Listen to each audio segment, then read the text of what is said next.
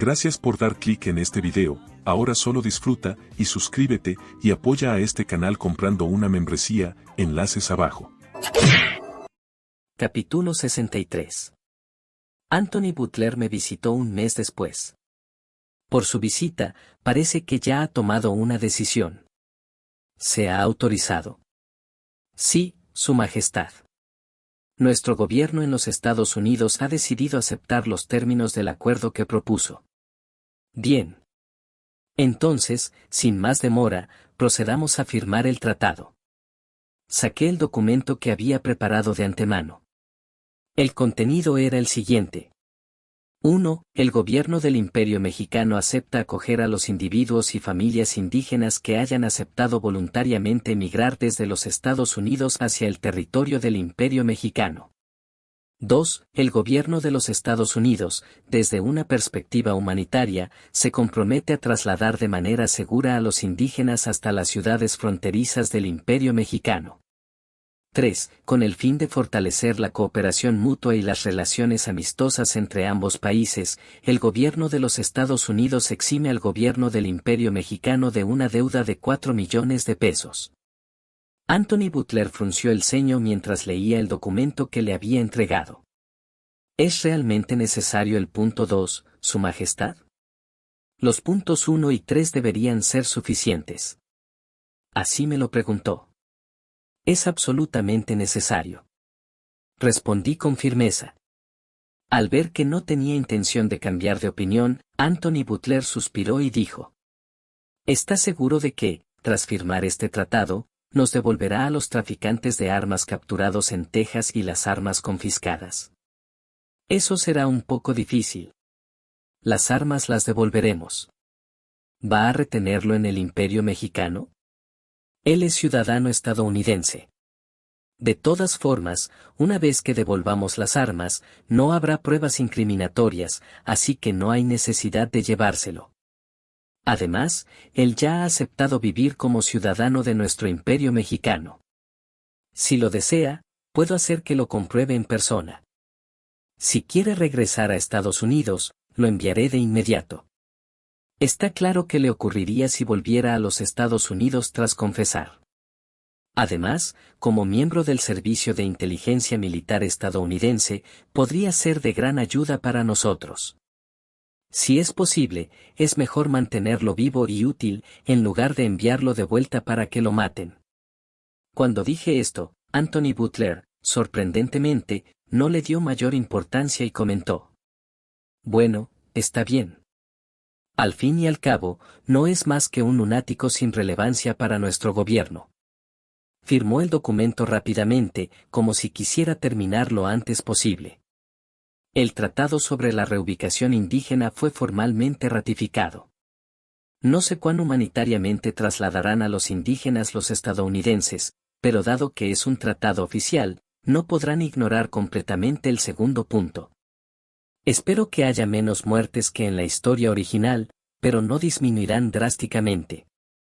Las principales causas de muerte en el Sendero de Lágrimas fueron enfermedades, agotamiento y hambre, y con la tecnología de esta época no se puede hacer mucho contra las enfermedades. A los indígenas que lleguen en mal estado a las ciudades fronterizas se les permitirá recuperarse adecuadamente antes de ser enviados a sus nuevas tierras. El Tratado sobre la Reubicación de Indígenas firmado con los Estados Unidos fue un gran tema en ese país, pero en la sociedad mexicana pasó casi desapercibido. Había otros asuntos más candentes. Ya había pasado un mes desde que los republicanos iniciaron su contraofensiva y la Iglesia Católica también había elevado el tono de sus críticas. El padre Fausto Vasconcelos incluso se lanzó a dar discursos públicos, convencido de que hablar solo desde la iglesia ya no era suficiente. Vestido con los atuendos tradicionales de un sacerdote católico, se subió al podio, y ante cualquier mirada, parecía un clérigo devoto. Queridos fieles, hoy, me dirijo a ustedes para hablar de nuestra fe y nuestras tradiciones. Actualmente nos enfrentamos a un problema crucial, la creación de una universidad secular, impulsada por las demandas de los republicanos. Su discurso, que comenzó con queridos fieles en lugar de queridos ciudadanos, desde el inicio mencionó el problema de la universidad secular y a los republicanos. Todos reconocemos el valor de la educación. Sin embargo, la educación no debe limitarse a la simple transmisión de conocimientos, sino que debe inculcar valores morales que nutran el crecimiento del alma. Debemos considerar cuidadosamente cómo una universidad secular podría reflejar esta esencia de la educación. La propuesta de los republicanos tiene el potencial de sacudir los cimientos de nuestra sociedad. Desafían los valores tradicionales y la estabilidad familiar, promoviendo una educación secular y materialista. Esto podría llevar a una pobreza espiritual entre nuestros jóvenes y debilitar nuestras bases de fe y moral. A pesar de que sus palabras eran críticas sin fundamentos claros, muchos de los presentes asintieron con la cabeza. El padre Vasconcelos continuó su discurso. Debemos crecer espiritualmente y madurar moralmente a través de una educación basada en nuestra fe. Nuestra cultura y nuestra identidad provienen de la fe y las tradiciones que han sido transmitidas de generación en generación. Debemos reflexionar cuidadosamente sobre si la universidad secular respetará y preservará nuestros valores e identidad. Insto a todos ustedes a que se esfuercen por proteger nuestra fe y nuestras tradiciones. Es necesario que revisemos con detenimiento la creación de una universidad secular y evaluemos cuidadosamente el impacto potencial de la propuesta de los republicanos en nuestra sociedad. Siguiendo la sabiduría y las enseñanzas de Dios, debemos proteger nuestra fe y nuestros valores, y trabajar por la unidad de nuestra sociedad. Debemos unirnos y enfrentar este desafío juntos. Que la bendición de Dios esté con todos ustedes. Amén. Aunque era un discurso público, cuando el sacerdote terminó con un amén, muchas personas respondieron instintivamente con un amén. Era una táctica hábil para enfatizar la sinceridad del mensaje y guiar a la audiencia a estar de acuerdo con él. El problema de la creación de una universidad secular se estaba convirtiendo en un tema candente, no solo en Ciudad de México, sino en toda la sociedad mexicana. Reginald Greenfield soltó un suspiro al recibir una carta del dueño de la empresa, el príncipe heredero del Imperio Mexicano. Justo cuando pensaba que todo estaba tranquilo, me carga de trabajo de nuevo. A ver. En la carta había varios nombres. Francis Reynolds. ¿Cómo habrán descubierto a este hombre? El nombre, marcado con una estrella para indicar que era crucial reclutarlo, venía acompañado de una breve descripción. Científico, inventor y el primer ingeniero eléctrico. No sé muy bien qué significa, pero parece importante. No era lo único. También había una solicitud para investigar a profesores de renombradas universidades europeas, además de una lista de libros que se le pedía conseguir y enviar. Liam, ¿puedes encargarte de esto? Reginald le entregó la lista de libros a su colega Liam Murphy. Esto no es parte de mi trabajo. ¿Cómo que no? Si también eres empleado de la empresa. Además, últimamente no haces más que holgazanear mientras tus subordinados lo manejan todo. Era cierto. Liam Murphy, responsable de gestionar a los inmigrantes irlandeses en la compañía, ya había contratado a decenas de agentes. Al principio había cometido algunos errores, lo que requería su supervisión, pero últimamente, su único trabajo era recopilar informes y redactar resúmenes cada día. Bueno, no es complicado. Veré qué puedo hacer. Liam se puso su abrigo y salió, mientras Reginald se dirigía a buscar el paradero de Francis Reynolds, el primer nombre en la lista. A sus 40 y tantos años, Francis Reynolds aún mantenía intacta su pasión por la ciencia y la invención. A pesar de que su invento más importante, el telégrafo eléctrico, había sido descartado por Sir John Barrow, secretario del Almirantazgo británico, como totalmente innecesario, su interés no se desvaneció. Tras el fracaso en la implementación del telégrafo eléctrico, Reynolds dirigió su atención a otros campos, como la ingeniería mecánica, civil y la astronomía. Un día, mientras estaba inmerso en su investigación, un hombre apareció en su puerta. Así que, ¿me está diciendo que el príncipe heredero del Imperio Mexicano está interesado en mi telégrafo eléctrico? Francis entrecerró los ojos mientras observaba al hombre que se había presentado como Reginald. Ja ja ja, entiendo que le cueste creerlo. Yo tampoco lo creería. Pero aquí tiene, una carta escrita directamente por Su Alteza. Léala. Aunque quería echar a ese hombre que parecía un estafador, Francis decidió ser paciente y tomó la carta. Estimado Francis Reynolds. Francis omitió las partes irrelevantes y fue directo al meollo de la carta. Su innovador invento, el telégrafo eléctrico, no fue apreciado adecuadamente en Inglaterra, pero estoy convencido de que tiene un potencial enorme. El Imperio Mexicano cree en el poder transformador de tales innovaciones y está comprometido a apoyar a personas con una visión como la suya. El resto de la carta describía en detalle cómo se planeaba implementar el telégrafo eléctrico de manera práctica. Era evidente la comprensión y reflexión sobre la electricidad y el telégrafo. ¿Realmente este contenido fue escrito por el príncipe heredero del Imperio Mexicano? Parece demasiado técnico, dijo Francis, entrecerrando los ojos. No sé mucho sobre el contenido de la carta, pero en el Imperio Mexicano se le considera un genio. Tiene una reputación por su respeto y apoyo a científicos e ingenieros. Me imagino que eso es lo que también se menciona en esa carta, respondió Reginald Greenfield. ¿Apoyar a científicos e ingenieros? Francis siguió leyendo la parte final de la carta. Reconociendo sus esfuerzos pioneros, nos gustaría proponer una colaboración con usted. Tenemos planes de establecer una empresa de electricidad y telégrafos en el imperio, y quisiéramos que usted esté en el centro de este proyecto. Este emprendimiento no solo le proporcionará recursos y libertad para desarrollar su investigación, sino que también le ofrecerá participación en las acciones de la empresa. Creemos que su experiencia y conocimiento traerán una nueva era de conectividad y progreso a nuestro país. Si está interesado en nuestra propuesta, nos encargaremos de facilitar todo lo necesario para su traslado y nos aseguraremos de que su trabajo reciba el respeto y la atención que merece. Para Francis Reynolds, un hombre que había inventado numerosos aparatos, el telégrafo eléctrico que había creado a finales de sus 20 años seguía siendo su dolor de cabeza. Propuso este revolucionario medio de comunicación en 1816, pero fue descartado como totalmente innecesario, lo que le causó una profunda decepción. De hecho, tras ese rechazo, se tomó 2 años para hacer un gran tour por Europa y el Medio Oriente cuando tenía ya 30 años, algo inusual para su edad. Fundar una empresa para el telégrafo y darme participación en ella.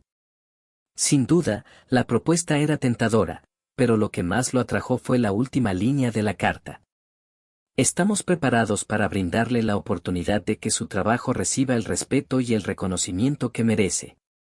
Francis aún creía en el potencial del telégrafo. Sabía que, si no aceptaba la oferta, otro lo llevaría a la práctica y se llevaría la fama. Después de varios días de reflexión, y tras hablarlo con su familia, Francis finalmente tomó una decisión. El telégrafo fue desarrollado a principios y mediados del siglo XIX por varios inventores. El más famoso en la historia original es Samuel Morse, quien creó el código Morse. Me disculpo con él, pero creo que seré yo quien utilice el código Morse primero.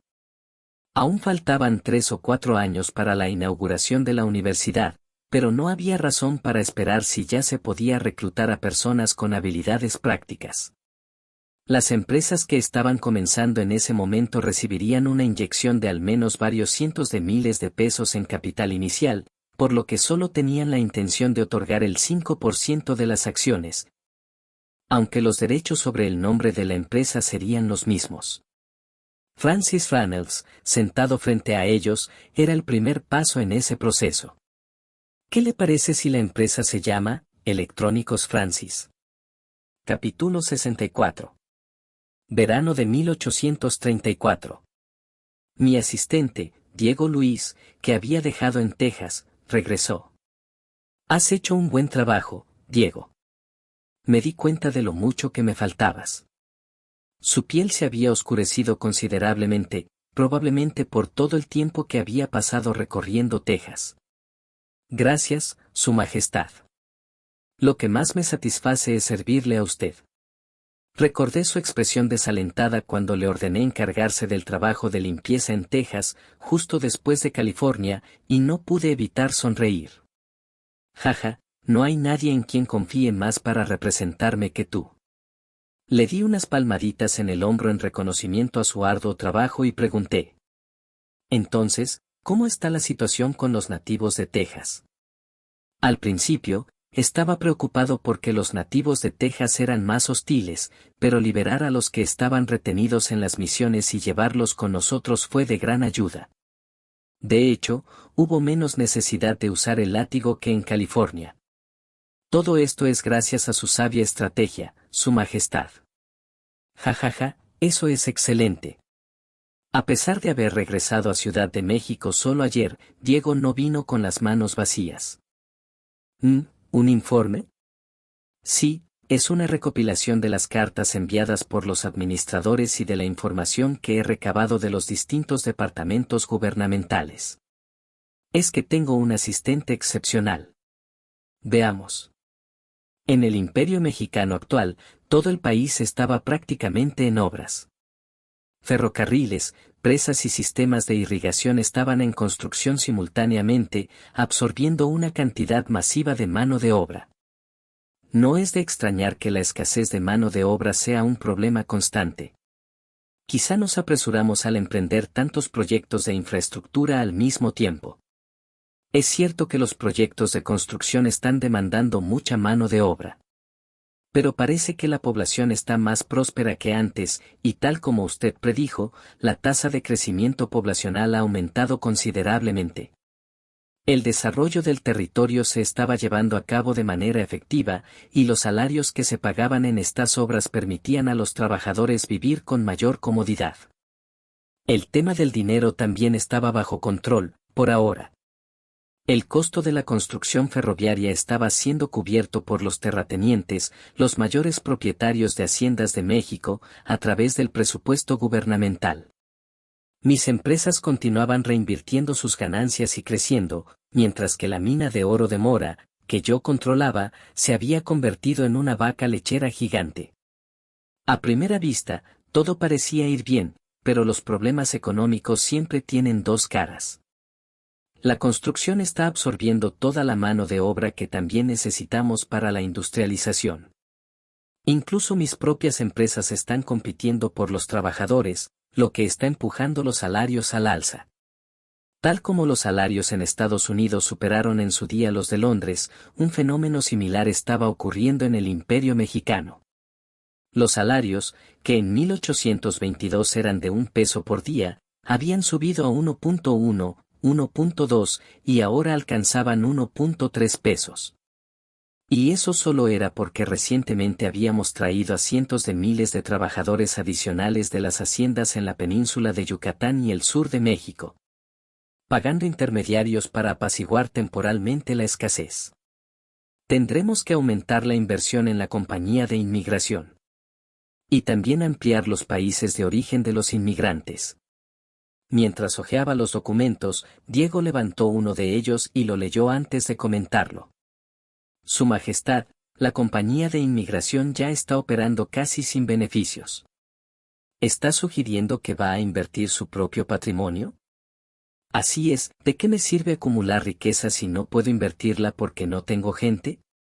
Estaba dispuesto incluso a usar mi fortuna personal para aumentar la población del Imperio Mexicano. Después de decir esto, se me ocurrió una nueva idea. Además, también deberíamos aceptar inmigrantes de Sudamérica. La mayoría de ellos hablan español, y los brasileños, que hablan portugués, también pueden comunicarse en español bastante bien. Aprender español tampoco es especialmente difícil para ellos. Es increíble que no lo haya pensado antes. El portugués y el español son idiomas muy cercanos. Ambos pertenecen a la misma familia de lenguas romances y tienen una relación muy estrecha. Diego, impresionado, estuvo de acuerdo. Tiene razón, Su Majestad.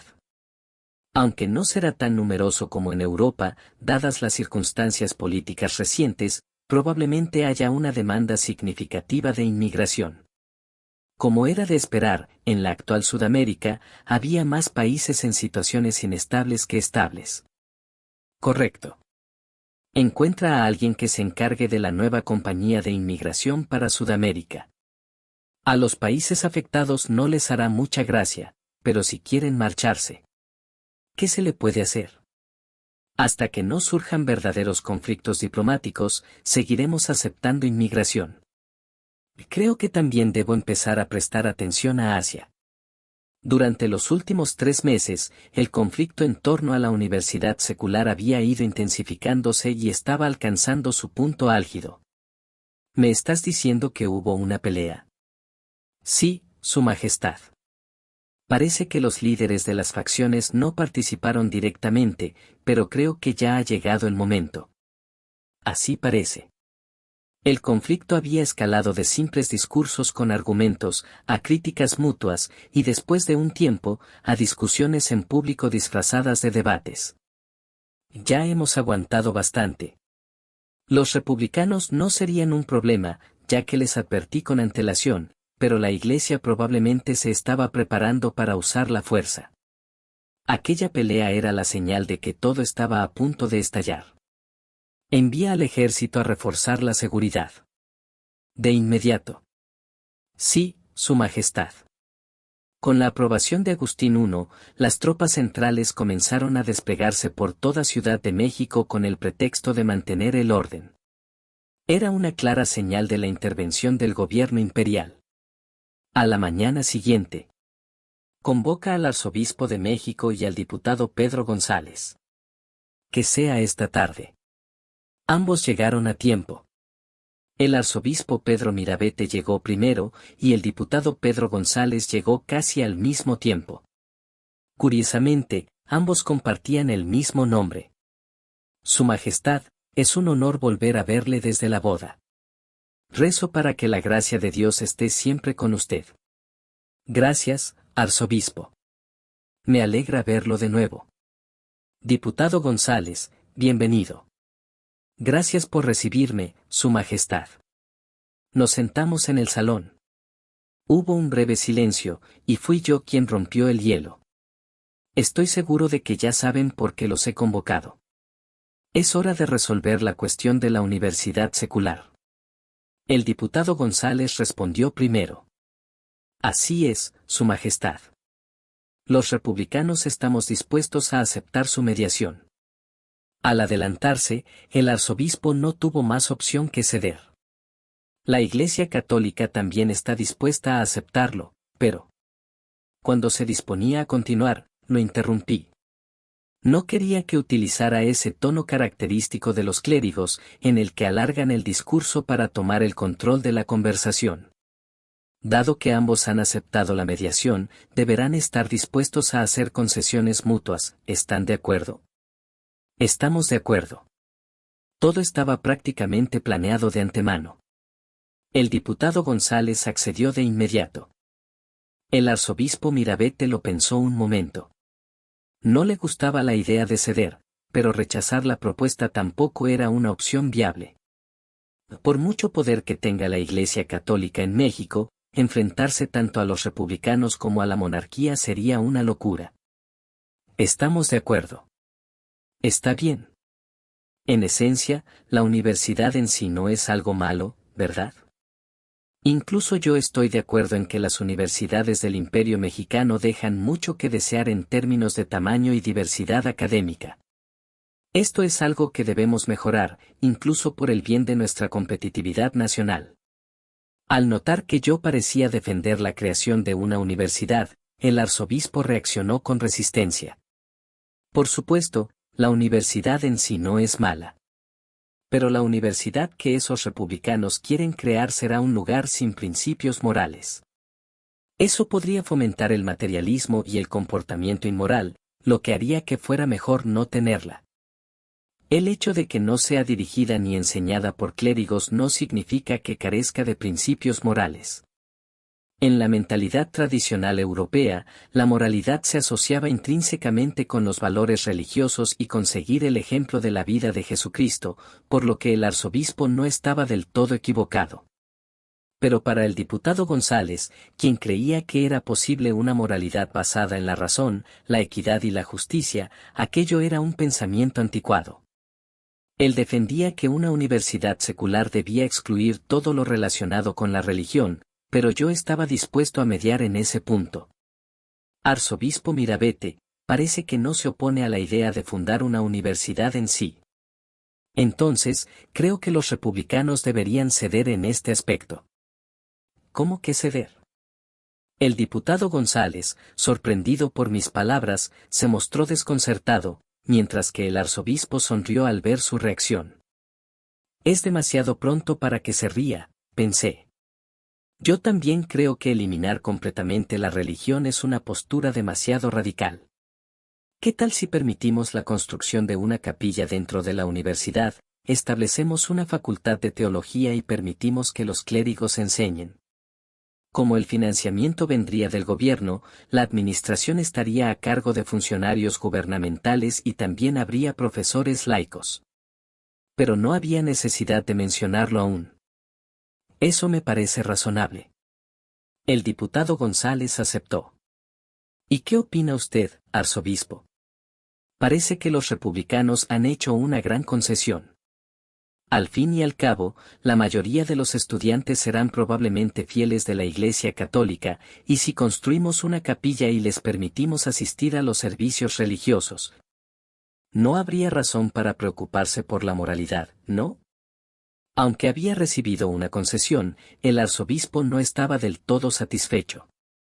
Sin embargo, tampoco tenía una razón sólida para rechazarla. Por muy influyente que sea la Iglesia Católica en México, enfrentarse tanto a los republicanos como a la monarquía sería una locura. Después de reflexionar, el arzobispo finalmente aceptó el compromiso. De acuerdo. Después de todo, en este México, la mayoría de los intelectuales eran clérigos, lo que les daba una posición dominante en los campos académicos. Seguramente estaría racionalizando que la mayoría de los profesores serían clérigos. Lo que no pueden imaginar es que planeo traer una gran cantidad de profesores extranjeros. Lo único que podrá controlar la Iglesia será la Facultad de Teología y la capilla, pensé mientras continuaba hablando. Parece que hemos llegado a un acuerdo. Si hubiéramos hecho concesiones desde el principio, habríamos evitado los derramamientos de sangre. Ja ja ja. Ahora, ¿por qué no se dan la mano? Ambos tenían expresiones algo insatisfechas, pero finalmente se dieron la mano.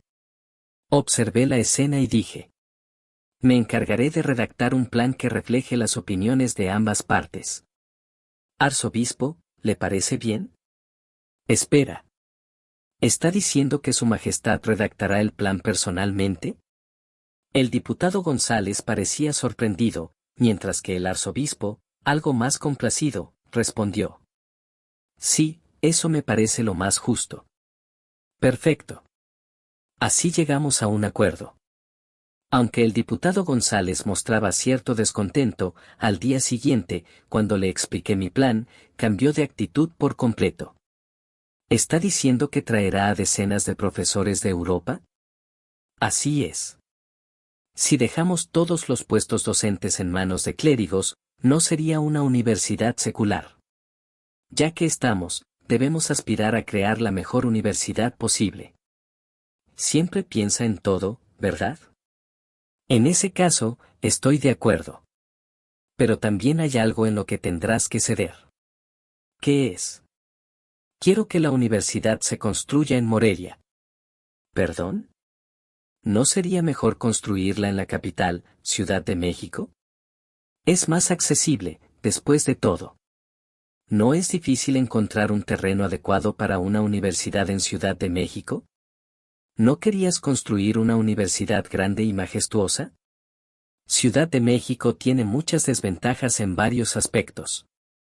La ciudad, sucesora de Tenochtitlán, fue construida en el centro de un lago, y ha crecido a medida que se ha ido desecando el lago de Texcoco. Esto la convierte en una ciudad extremadamente vulnerable a los terremotos. Ciudad de México debe desarrollarse de manera estratégica. Ya es difícil controlar su ritmo de crecimiento, y si además construimos una universidad aquí, será aún más complicado. Eso es cierto, pero ¿no tiene cierto valor simbólico? Es cierto que podría parecer extraño construir la primera universidad secular en una ciudad que no sea la capital, pero estoy priorizando la practicidad. Morelia estará conectada por ferrocarril y se podrá llegar en unas 4 horas. Estoy dispuesto a donar parte de las tierras de la familia real. En Corea, 4 horas es una cantidad considerable de tiempo, pero en esta época, y en México, es una distancia que se consideraría prácticamente a la vuelta de la esquina. Morelia es prácticamente propiedad de la familia real, por lo que puedo donar grandes extensiones de tierra sin problema. Bueno, eso ciertamente ahorraría muchos costos de terreno. Pero, no creo que Su Majestad vaya a regalar la tierra sin condiciones. ¿Qué más exige? Jajaja, veo que ya me conoces bien. La universidad debe construirse según mi diseño y mis planes. Como resultado, será una universidad mucho mejor de lo que se espera en esta época, por lo que incluso para los republicanos no será una mala opción. Empecé a desglosar mi plan. Capítulo 65. Septiembre de 1834. Su Majestad, acaban de aprobarse los detalles del plan y el presupuesto para la creación de la universidad secular. Diego me informó sobre el asunto en el que he estado más enfocado últimamente. Por fin comienza. La ley para la creación de la universidad secular, junto con la construcción del puerto y los astilleros en Veracruz, finalmente fue aprobada, después de 18 meses solo para empezar con el diseño. Al final, las cosas solo avanzaron cuando me involucré personalmente. Probablemente puse demasiada confianza en los republicanos desde el principio. Aún así, hubo algunos logros.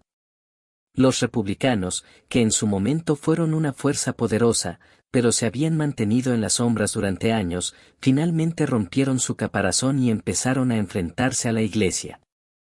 Esta vez intervine como mediador, pero los republicanos y la Iglesia seguramente seguirán enfrentándose en el futuro, ¿no crees? Le pregunté a Diego. Eso parece inevitable, Su Majestad. La Iglesia, que teme el cambio social, y los republicanos, que lo anhelan por encima de todo, están destinados a chocar. Así es. Diego, con su inteligencia innata y su capacidad para adaptarse, se ha vuelto cada vez más valioso. No es parte de la clase terrateniente, por lo que su mentalidad sigue siendo flexible. Entonces, ¿se aprobó todo según mi plan? Sí, se aprobó tal como usted lo había propuesto. Al final, logré persuadir al diputado Pedro para que aceptara todo lo que yo quería en el plan. La universidad se construirá en Morelia. A cambio de donar las tierras y fondos de la familia real, se llamará Universidad Imperial de México. Originalmente solo planeaba donar tierras, pero al ver que el presupuesto que proponían no era suficiente para lo que tenía en mente, decidí aportar fondos también. ¿Se adjudicaron las obras mediante licitación pública? Sí, tal como usted ordenó, aunque dado el tamaño del proyecto, la única empresa con la capacidad demostrada para llevarlo a cabo es Ortega Construcciones, por lo que no fue difícil adjudicárselo. En este caso, aunque la licitación pública fue más bien una formalidad, sugerí que se introdujera en los proyectos de construcción del gobierno para empezar a dejar que otras compañías tomaran proyectos más pequeños. El presupuesto es de 500,000 pesos, que al valor actual equivaldría a unos 23,000 millones de wons.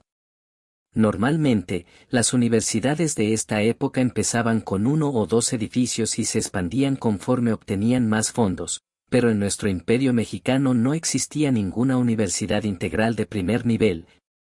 Así que decidimos hacer una inversión significativa. De esos 500,000 pesos, 150,000 provendrán de los fondos de la familia real. Mi padre aportará 50,000, y yo los otros 100,000. Después de todo, las tierras son de mi padre, así que no debería quejarse. Antes de comenzar con el diseño formal, tomé el tren y me dirigí a inspeccionar las obras del puerto y los astilleros en Veracruz. Quería asegurarme de que el proyecto iba bien antes de embarcarnos en otros proyectos importantes, ya que este era tan crucial como la universidad. Mateo, ¿cuánto tiempo? He estado ocupado desde mi regreso de Texas, pero al fin he podido visitarte. ¿Cómo va todo en el sitio? Su Majestad. Gracias por su visita. Las obras están avanzando bien. El arquitecto principal, a quien no veía desde hacía tiempo, respondió con una voz llena de confianza. Y me gusta esa confianza. ¿En qué punto estamos? Tanto el puerto como los astilleros están más allá de la mitad de su construcción. Mateo señaló los documentos sobre la enorme mesa de su oficina, donde detallaba el progreso del proyecto. Parece que tomarán otros 36 meses para completarse.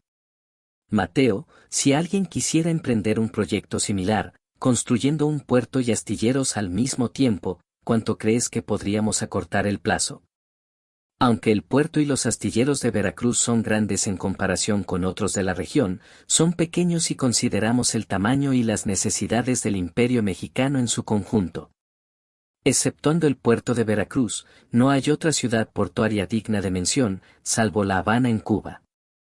Habrá que esperar hasta que se termine la obra para saberlo con certeza, pero si los equipos actuales se trasladan tal cual, creo que podríamos reducir al menos 6 meses.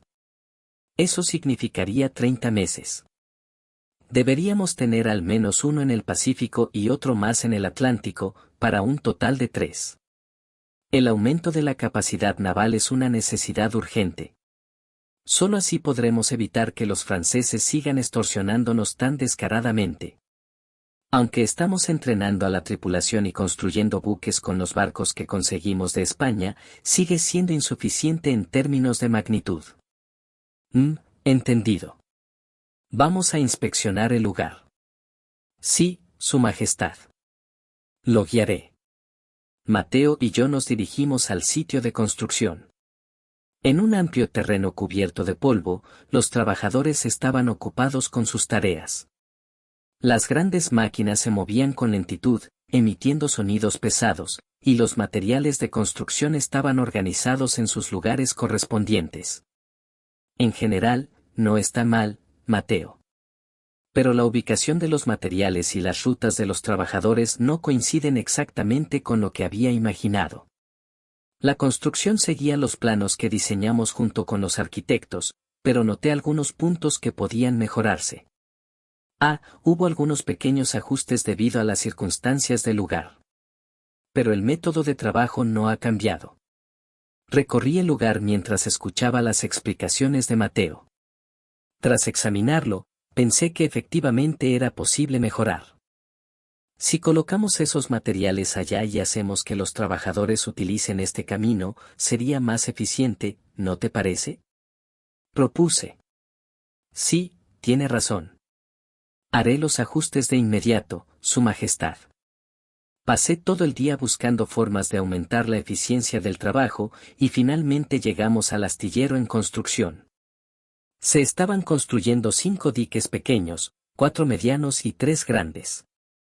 2 de los diques medianos y 2 de los grandes estaban siendo preparados para la construcción de barcos de vapor.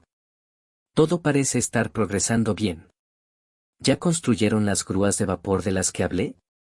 Una de las innovaciones clave de este astillero en comparación con los demás de la época sería la pronta incorporación de grúas de vapor.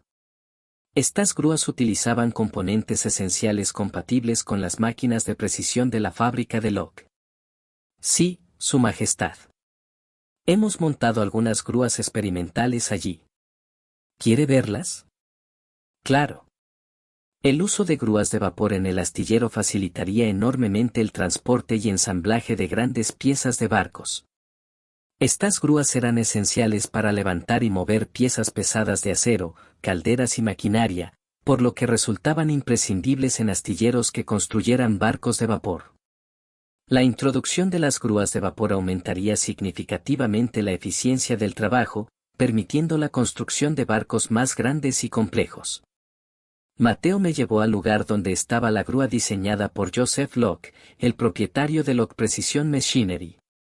Esta grúa era avanzada para la tecnología de los años 1830, compuesta de estructuras metálicas, gruesos cables y una enorme máquina de vapor en el centro. Aunque comparada con las grúas modernas parecía pequeña, su funcionalidad era evidente. Cuando el técnico la puso en marcha, la máquina se sacudió lentamente y el vapor salió silbando. El brazo de la grúa tardó un poco en levantar una pieza de acero, y el control fue extremadamente cuidadoso. Es algo rudimentaria, pero en comparación con las grúas de madera manuales que se usan en la mayoría de los astilleros, esto es una gran mejora. Cuando llegue la era de los barcos de vapor, estas grúas se adoptarán, pero en esta época, los astilleros utilizan grúas manuales simples hechas de ruedas y cuerdas. Si consigo traer a ese ingeniero que está en mi lista de reclutamiento, el Imperio Mexicano podrá adelantarse en la construcción de barcos de vapor. Después de inspeccionar las obras en Veracruz, regresé a Ciudad de México. El proyecto de Veracruz es importante, pero no puedo ser el responsable de todas las etapas del diseño y la construcción. No tengo tiempo para quedarme estancado en un solo proyecto. Por eso, también en este caso, debía nombrar a un responsable adecuado, y elegí a uno de los principales arquitectos de Ortega Construcciones, Damián Luna, como el encargado principal. Su Majestad, muchas gracias por haberme seleccionado como el arquitecto principal de este proyecto. Pondré todo mi conocimiento y pasión en el diseño de esta universidad. Damián, con un atuendo elegante que me recordó a Ramón, el director de mi compañía textil, hablaba con entusiasmo. Había sido recomendado por Andrés, el jefe de la empresa, cuando le pedía a alguien con un excelente sentido estético. Definitivamente, aquellos con un buen sentido estético se destacan a simple vista. En realidad, este tipo de trabajo de diseño no era mi punto fuerte, por lo que pensé que su sentido estético y experiencia serían de gran ayuda para este proyecto. Me alegra que podamos trabajar juntos en este proyecto. En mi oficina de Ciudad de México, junto a Damián y los arquitectos de Ortega Construcciones, comenzamos a trabajar en el diseño de la Universidad Imperial de México. En la historia original, las universidades de Europa y Estados Unidos, famosas por sus hermosos campus, adoptaban frecuentemente estilos góticos, neogóticos o revival gótico, debido a su grandeza y majestuosidad. Aunque la Universidad de Stanford en la historia original también demostró que se puede crear una universidad hermosa utilizando el estilo arquitectónico colonial español, una universidad imperial debe ser majestuosa. El estilo arquitectónico colonial español ciertamente capturaría mejor el carácter único de nuestro imperio mexicano, pero como no será la única universidad que construyamos. Quiero que al menos esta universidad imperial refleje esa grandeza. Damián, me gustaría que el diseño general de esta universidad reflejara una belleza que combine el neogótico con el romanticismo. El diseño debe centrarse en columnas clásicas, arcos y cúpulas, en armonía con la naturaleza. Damián asintió a mi comentario. Sí, Su Majestad. Imaginaré un diseño que combine la grandeza clásica con la naturalidad del romanticismo. Lo que yo quería enfatizar era el equilibrio entre la belleza estética y la funcionalidad. Los edificios deben cumplir con su propósito educativo y, al mismo tiempo, ser visualmente atractivos. Las aulas deben ser amplias, con grandes ventanales para aprovechar la luz natural, y techos altos que transmitan la solemnidad del aprendizaje. Damián, mientras trazaba líneas en los planos, añadió. Además de las aulas, la biblioteca también es crucial, Su Majestad.